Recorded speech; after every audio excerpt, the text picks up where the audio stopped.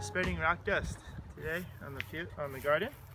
This is boron as solid bore and compost and basalt mixed together.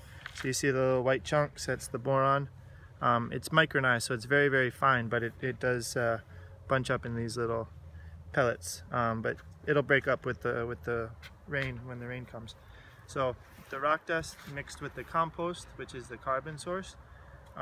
When we spread this, the biology and the carbon are going to help to hold and digest the boron and turn it into food for the plants that we're going to be planting here. So after I spread this, I'm going to be planting carrots and parsnips, and so the boron will then be in a biologically available form for the carrots to receive. So I'm just going to broadcast this right on the bed. So I'll take a handful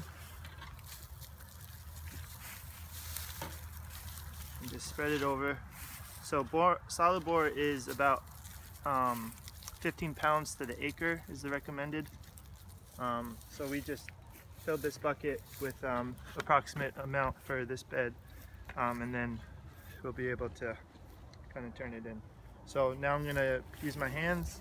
You could also use a broad fork, but just to scratch it in, turn it into the top layer of the soil so that it becomes part of that top layer and then accessible to the plant roots as the seeds germinate.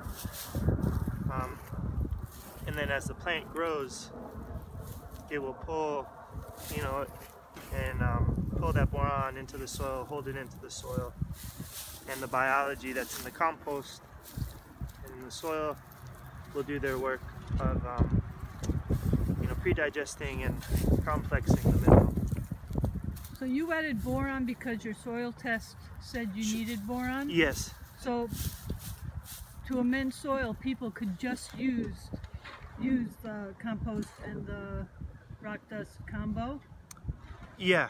If you have the deficiency, so if your soil test comes back and it says that your soil is deficient in boron or cobalt, using the rock dust but mixing it with the compost and the basalt is very much an energetic kind of coherent mineral. Mixing all of those together will help to address some of the deficiencies.